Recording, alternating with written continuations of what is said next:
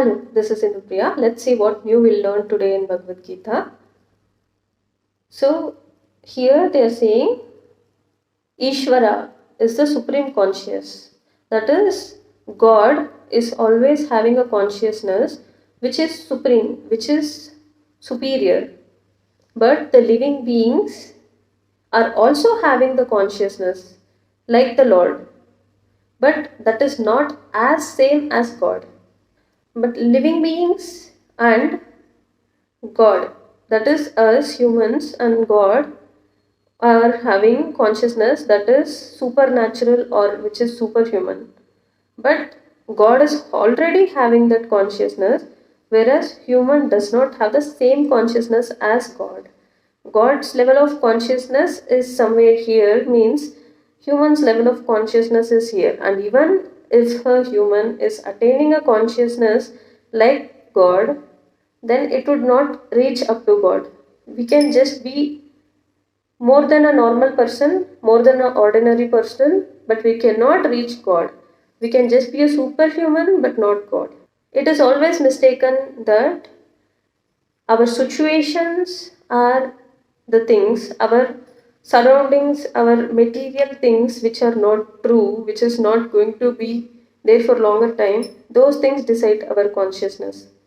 For example, we thinking about our own family and deciding something, we are having some consciousness, but we know at a point there will be no one out of them because they are all material.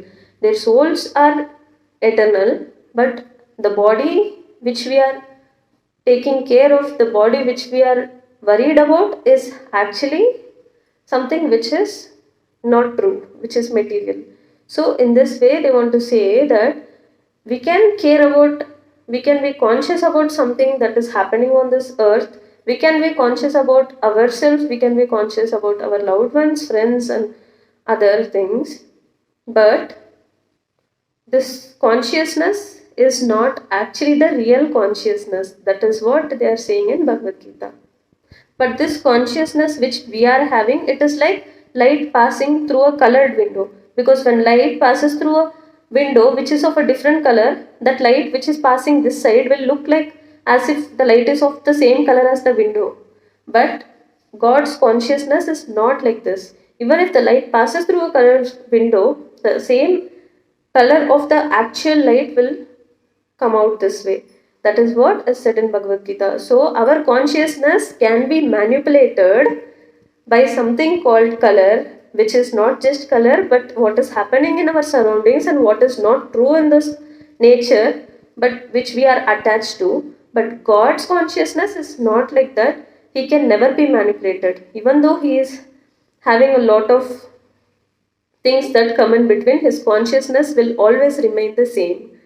And God will always be with our consciousness, and it is His will to have our consciousness. But still, His consciousness won't be manipulated. He will just be in our consciousness, but He wants us to change the way we think, way we behave, which is not affected by anything called Maya. This kind of consciousness which we are having, which is actually not supposed to be this, it can be pure. And the way it can be pure, that activity is called as bhakti. Bhakti is not something that looks different. It doesn't have to look like something different from a person who is not having bhakti. You can also be doing the same work as that person is doing, but the consciousness that you are having inside your heart, that you belong to God, you are supposed to live only in this way, this can change the way of your consciousness than this person who is not into God. So, by the form of bhakti, you will be doing your daily chores as you are doing. You're not going to change anything. But inside your heart, you just know that you are Krishna conscious. You are into God. So that your thoughts won't be contaminated. For example, if I have to give a perfect understanding for you, when a person is doing a fast, this person is completely not thinking about anything except God. Even if this person is doing a work, if someone comes and offer food or water, this person is going to say no, because this person is conscious that I am on a fast for God, so I have to be as pure as possible. So I am fasting. I am not supposed to eat this food because I am fasting. And even when you are in a very deep work that you're doing, if someone is coming and offering you something, you would reject saying that no, I am fasting, because you are into God.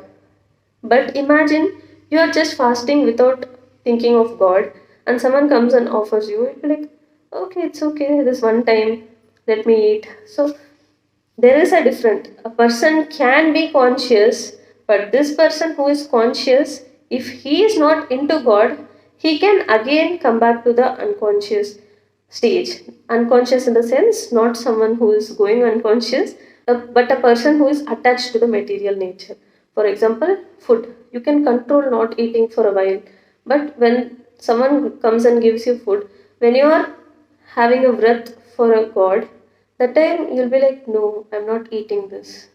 But someone comes and gives you, you're just fasting, you're like, okay, this is my favorite food, this one time. So there is a difference, right? In that way, bhakti is something which can purify your consciousness.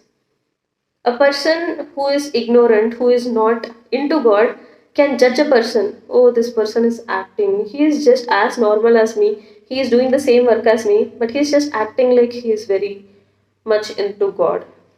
But the reason he thinks like that is because he is not having the consciousness of what a superhuman can have.